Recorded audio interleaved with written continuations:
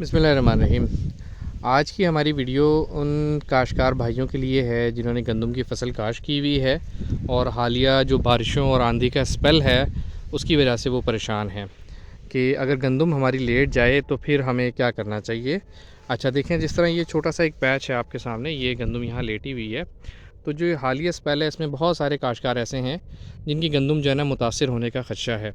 तो सबसे पहले तो आप जो है ना अपनी गंदम को जो उसका पानी का शेड्यूल है उसको देखें, क्योंकि अगर मौसम की जो प्रेडिक्शन है उसके हिसाब से बारिश और आंधी है तो अपनी गंदम को पानी ना लगाएं, वरना जो है ना आपकी गंदम जो है ना उसके गिरने के बहुत हद तक चांसेस बढ़ जाएंगे। दूसरे नंबर पे, अगर वो भाई जिनकी गंदम गिर गई है, अब उनको क्या करना चाहिए, तो वो परेशान ना हो, काफ़ी हद तक वो अपने लॉस को बचा सकते हैं। उसके लिए आपने क्या करना है कि देखें, जिस तरह ये गंदम अब हमारी एक छोटा सा पैच है और ये कहना गिर गया है, लेट गया है। अच्छा, इस वक्त देखिए इसमें सिट्टा बना हुआ है और अभी दाना जो है ना इसके अंदर नहीं पड़ा, यानी कि दाना अभी दूधिया बनना स्टार्ट हो रहा है, तो दाने का वज़न अभी कम है। तो अगर इस स्टेज पे इसको हम कवर करेंगे तो दाना जो है ना काफ़ी हद तक अपना वज़न पूरा कर जाएगा।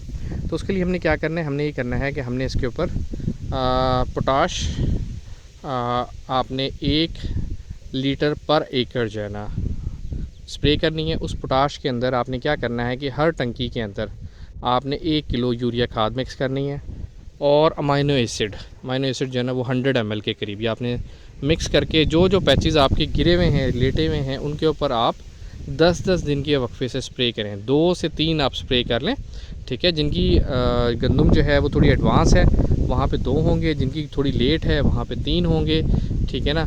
तो इस सारे प्रोसेस करने के बाद उम्मीद है अल्लाह से कि आप अपनी गंदम का जो लॉस है उसे 70 to 80% तक कवर कर जाएंगे। बहुत माइनर सा जो है ना फ़र्क उसके ऊपर पड़ेगा। तो वीडियो देखने का बहुत शुक्रिया। अगर आपके ज़हन में कोई सवाल हो तो पूछ सकते हैं।